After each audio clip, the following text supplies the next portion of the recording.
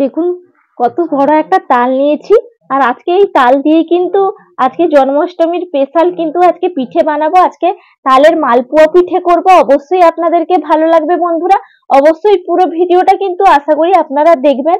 পুরো রেসিপিটা দেখলে অবশ্যই আপনারাও নিজেরা বাড়িতে বানিয়ে গোপালের সেবায় কিন্তু দিতেই পারবেন। অবশ্যই এই রেসিপিটা ফলো করবেন, সবাই বানিয়ে থাকেন, আবারও একটু বানাবেন, ভালোই লাগবে। আর পুরো রেসিপিটা আশা করি দেখবেন। ভালো লাগলে আমার চ্যানেলটা সাবস্ক্রাইব করবেন। আপনাদের কাছে বিশেষভাবে অনুরোধ রইল। আর অবশ্যই লাইক করবেন, শেয়ার করবেন, কমেন্ট করবেন। দেখুন কত বড় একটা তাল, আর এরকম একটা কালো রঙের কিন্তু তাল নিয়ে নেবেন। এই কালো রঙের তাল কিন্তু প্রচুর মিষ্টি হয়, আর অনেকটাও বড়। ছাড়িয়ে নেব, একদম গন্ধ, পাকা গন্ধ উঠছে একবারে। আমি ছাড়িয়ে নিচ্ছি।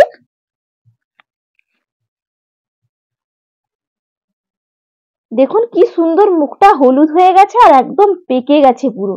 আমি খোসাটা ছাড়িয়ে নেব।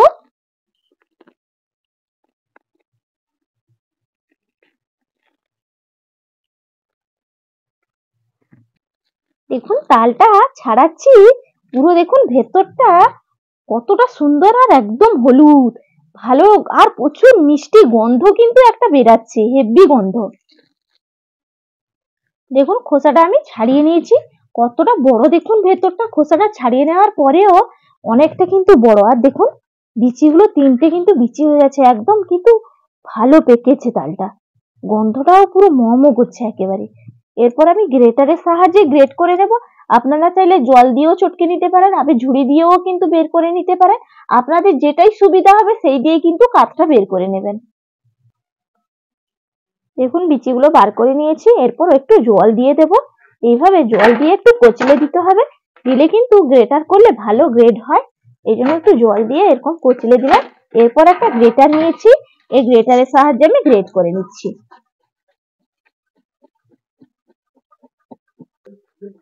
দেখুন আমি গ্রেট করে নিয়েছি, অনেকটা কিন্তু বের করে নিয়েছি। দেখুন কতটা কাঠ বেরিয়েছে, অনেক কিন্তু কাঠ ছিল, এই জন্য বের করে নিয়েছি।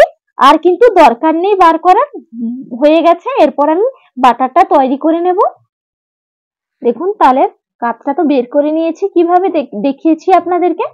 এরপর আমি একে একে একটা জামবাটি নিয়েছি, জামবাটির মধ্যে আমি মিশিয়ে নেব। দেখুন সুজি নিয়েছিলাম, সুজিটা ভিজিয়ে রেখেছি। এই 10-15 মিনিট মতন আমি ভিজিয়ে রেখেছি। এরপর সুজিটা আমি জামবাটির মধ্যে নিয়ে নিচ্ছি। এরপর আমি দিয়ে দিচ্ছি চালের গুঁড়ো। সেদ্ধ চালের গুঁড়োও নিতে পারেন, আবার আতপ চালের গুঁড়োও নিতে পারেন। এখানে আমি আতপ চালের গুঁড়ো নিয়েছি, পরিমাণ অনুযায়ী আমি দিয়ে দিলাম।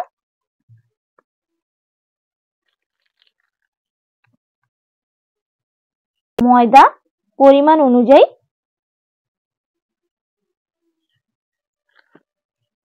এরপর আমি দিয়ে দেব লবণ। যদি গোপালের সেবায় যদি দিতে হয় তাহলে একটা সন্দক লবণ পাওয়া যায়, সেই লবণটা দিয়ে কিন্তু গোপালের সেবায় দিতে পারেন। আর যদি বাড়িতে যারা খাবেন তারা কিন্তু নর্মাল লবণটা দিয়েও কিন্তু করতে পারেন। আর গোপালের সবার সেবায় দিলে কিন্তু সন্দক লবণটা অবশ্যই দেবেন। আর আমি আজকে বাড়িতে খাওয়ার জন্য বানাচ্ছি, এই জন্য আমি বাড়িতে নর্মাল যে লবণটা ব্যবহার করি রান্নার জন্য, সেই লবণটা আমি ব্যবহার করলাম। লবণটা আমি পরিমাণ অনুযায়ী দিয়ে দিচ্ছি।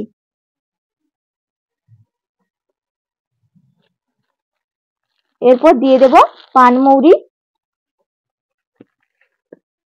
দিয়ে দেব নারকেল কুচি করে নিয়েছি, নারকেল কুচোগুলো দিয়ে দিলাম।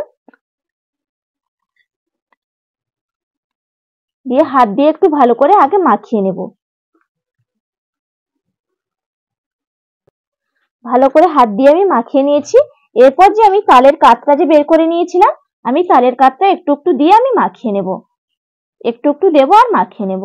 একসঙ্গে কিন্তু পুরোটা দিয়ে দেব না, তাহলে একটা পাতলা হয়ে যাবে। এই জন্য একটু একটু দিয়ে কিন্তু ভালো করে মাখিয়ে নিতে হবে। সোডা নিয়েছি, খাওয়ার সোডা সবার শেষে একটু দিয়ে নেব। অল্প একটু হাতে নিয়েছি, এইভাবে আমি দিয়ে মাখিয়ে নেব বাটারটা।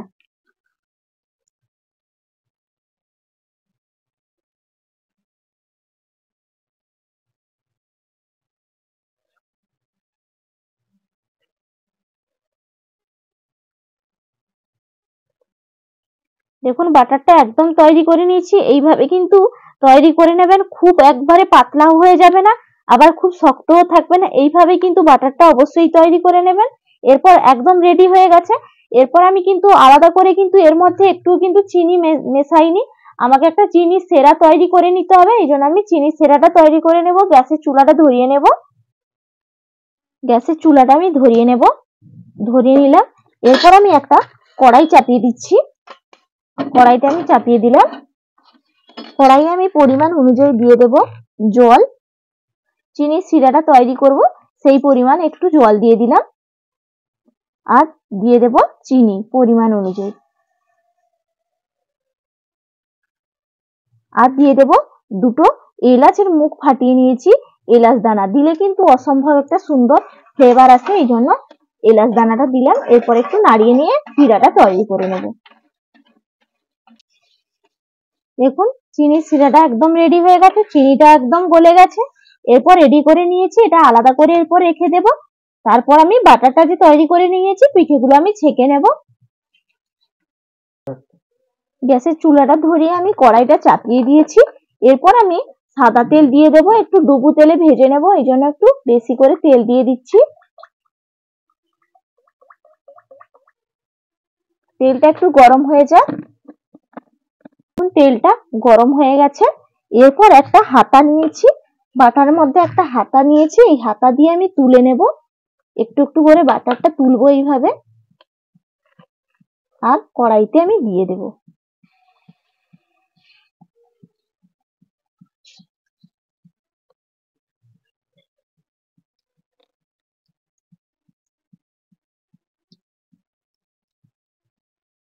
দেখুন কি সুন্দর হয়ে গেছে, ফুলে একদম টোল হয়ে গেছে। আর দেখুন আপনা আপ উল্টে যাচ্ছে, কিন্তু নিজে থেকে কিন্তু উল্টাতে হচ্ছে না, দু দিক পুরো দেখুন কি সুন্দর হয়েছে।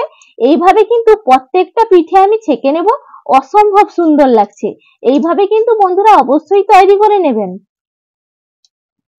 একদম কিন্তু হালকা আঁচে ভেজে নেবেন, বেশি কিন্তু আঁচ করা যাবে না, তার বেশি আঁচে ভাজলে কিন্তু হবে না, ভেতরটা কাঁচা থেকে যাবে, এই জন্য একদম হালকা আঁচে রেখে কিন্তু ভেজে নিতে হবে।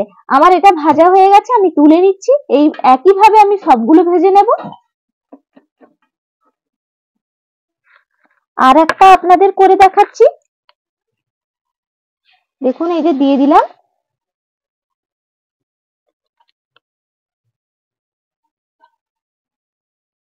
দেখুন একবারে আপনি আপ কিন্তু ফুলে উঠছে, দেখুন কতটা সুন্দরভাবে কিন্তু ফুলে উঠেছে, দেখুন দারুণ হয়েছে কিন্তু, অসম্ভব কিন্তু পিঠেগুলো ফুলছে, ফুললে কিন্তু মজা লাগে আর দেখতেও অসম্ভব সুন্দর লাগে।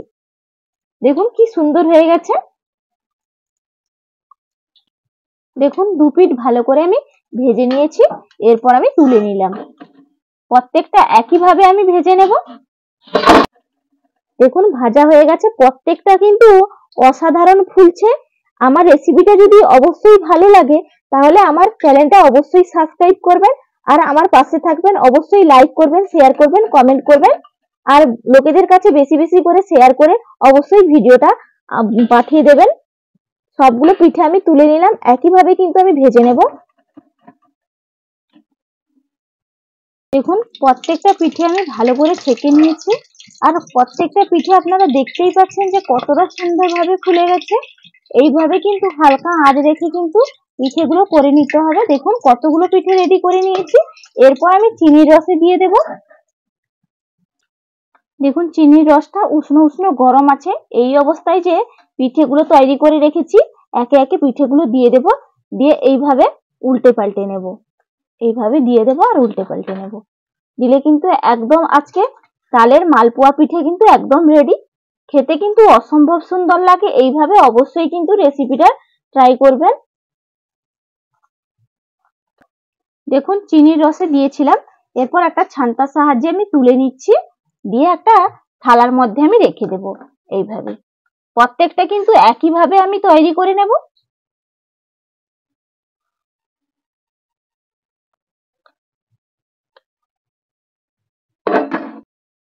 দেখুন প্রত্যেকটা রস থেকে, চিনির রস থেকে পিঠেগুলো তুলে নিয়েছি, আর দেখুন কতটা সুন্দর হয়েছে, আপনারা দেখেই কিন্তু বুঝতেই পারছেন, আর অনেকটা লোভনীয় হয়েছে। দেখুন এরপর একটু খেয়ে আপনাদেরকে দেখাবো কেমন হয়েছে। খাওয়ার জায়গায় চলে এসেছি, দেখুন কতটা সুন্দর হয়েছে। এরপর একটু খেয়ে দেখছি কেমন হয়েছে।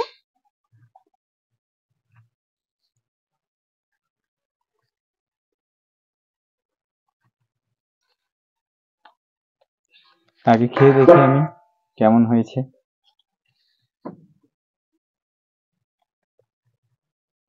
দেখুন আপনাদেরকে একটা কেটেও আমি দেখাচ্ছি, দেখুন কতটা সুন্দর হয়েছে আর একদম নরম তুলতুলে।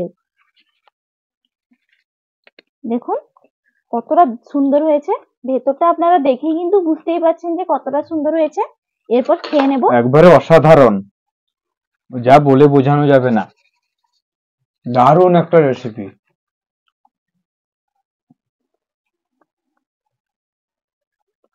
এইভাবে তাল দিয়ে বানাবেন, খেতে খুব অসাধারণ লাগবে। দারুণ লাগছে। আর বিশেষ করে কালকে জন্মাষ্টমী, অবশ্যই বানিয়ে দেখবেন। দারুণ লাগছে, এইভাবে কিন্তু বানাবেন অবশ্যই, দারুণ লাগবে খেতে। আর আপনারা সবাই সুস্থ থাকবেন, ভালো থাকবেন। আবার আপনাদের সঙ্গে আমার পরের ভিডিওতে দেখা হবে। টাটা।